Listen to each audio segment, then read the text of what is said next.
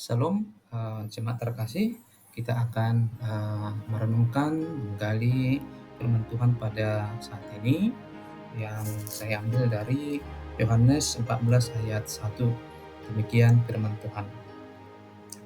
Janganlah gelisah hatimu, percayalah kepada Allah, percayalah juga kepadaku.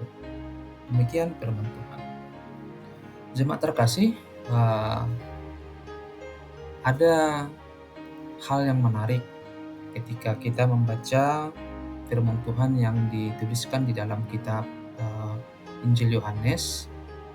Yang menarik adalah Injil Yohanes agak sedikit berbeda menuliskan narasi tentang pengajaran Yesus kepada para muridnya. Secara khusus pada saat ini misalnya firman Tuhan yang kita dengarkan ini secara tempat dan waktu ini sangat menarik. Secara waktu ini adalah satu percakapan atau dialog dari Yesus kepada para murid yang terjadi pada malam Paskah atau sering disebut dengan perjamuan terakhir. Dan secara tempat ini dilaksanakan di salah satu ruangan besar atau senakel di mana para Yesus dan para murid melaksanakan perjamuan Paskah, salah satu festival keagamaan yang ada di tengah-tengah orang Yahudi. Dan pada malam Paskah atau perjamuan terakhir, Yesus dengan para muridnya ini ada beberapa pesan penting yang disampaikan Yesus kepada para murid. Saya mencatat ada 3 pesan yang utama yang diajarkan Yesus kepada para murid. Pesan yang pertama, Yesus menginginkan para murid untuk belajar saling merendahkan hati. Ini dapat kita konfirmasi ketika pada malam Paskah atau perjamuan terakhir, Yesus membuat satu tindakan simbolik kepada para muridnya, yaitu membasuh kaki para murid. Dan ini sebenarnya sesuatu hal yang baru, sesuatu hal yang bisa menimbulkan pertanyaan, karena tidak ada ritus di malam Paskah, ada ritus untuk membasuh kaki. Beberapa ritus yang biasanya dilakukan orang Israel ketika merayakan Paskah, mereka memulai itu dengan membersihkan rumah mereka dari roti yang beragi, dan yang berikutnya mereka akan berkumpul menjelang malam.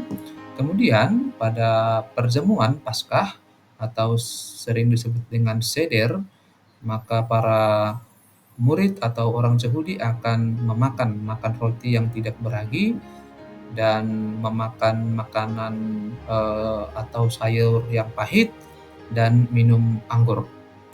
Dan menu utama di dalam Paskah itu yaitu domba, untuk mengingatkan tindakan nenek moyang mereka dulu di Mesir yang memberikan korban domba.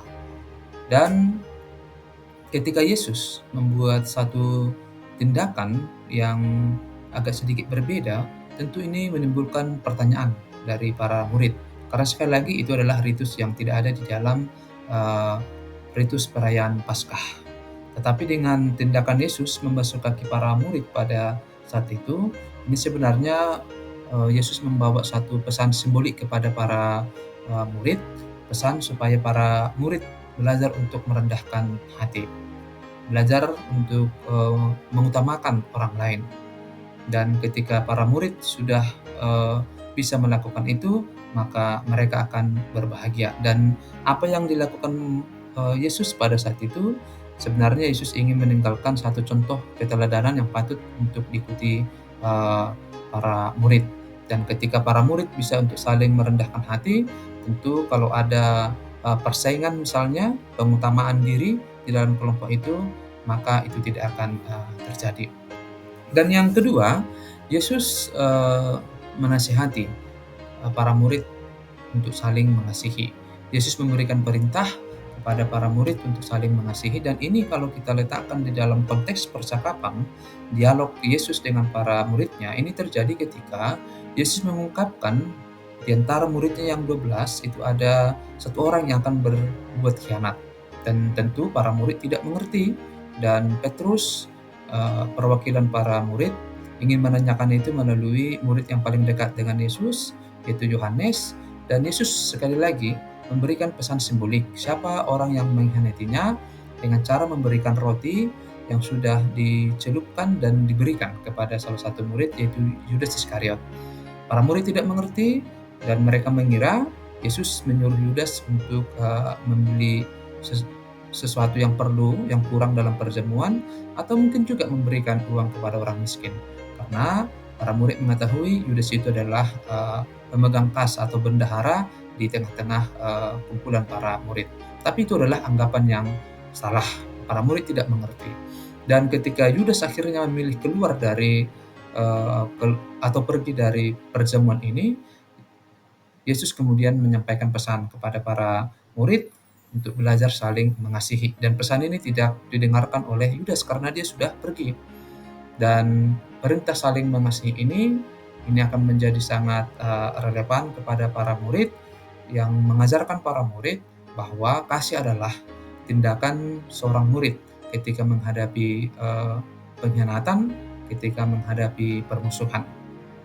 Dengan kasih maka suatu kelompok akan tetap kuat, akan tetap terjaga. Kasih itu akan diuji ketika ada dari kelompok itu yang berbuat tidak sesuai dengan visi yang mengikat kelompok tersebut. Kemudian yang ketiga, jemaat terkasih, Yesus meminta para murid supaya jangan gelisah dan ragu. Ini tentu berkaitan dengan beberapa kali Yesus mengungkapkan bahwa dia akan pergi, bahwa tidak cukup waktu lagi atau waktunya yang tersedia itu tidak lama lagi karena Yesus akan pergi kepada Bapa. Dan tentu pernyataan ini lagi-lagi membuat para murid kebingungan apa maksud arti dari ucapan Yesus. Dan kemudian Yesus menjanjikan kepada mereka suatu penolong yang lain, yaitu Roh Kudus, sehingga dengan ini para murid tidak perlu lagi gelisah karena mungkin mereka bisa saja berpikir siapa yang akan bersama-sama dengan mereka, siapa yang akan menyertai, siapa yang akan memimpin menjaga mereka di dalam tugas pelayanan mereka.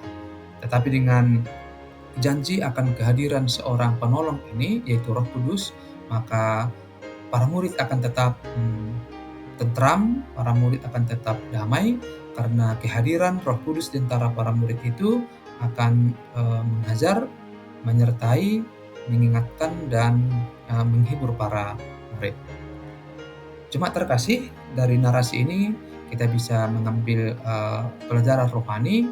Percakapan ini sangat penting untuk kita pada saat ini, untuk mengingatkan kita kembali akan komitmen sebagai seorang murid. Pesan Yesus kepada para murid pada saat itu dan juga kepada kita saat ini. Pertama, mari kita belajar untuk saling merendahkan hati. Dengan kerendahan hati, tentu persaingan atau apapun yang mencoba merusak hubungan kita itu tidak akan terjadi. Yang kedua, mari kita belajar saling mengasihi ketika ada permusuhan, pengkhianatan, atau apapun di dalam hubungan kita dengan kasih, maka itu bisa diselesaikan dengan baik.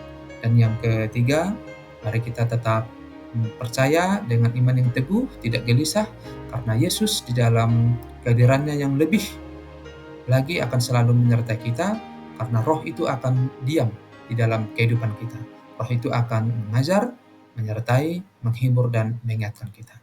Demikianlah firman Tuhan untuk bisa kita renungkan. Terpujilah nama Tuhan. Amin.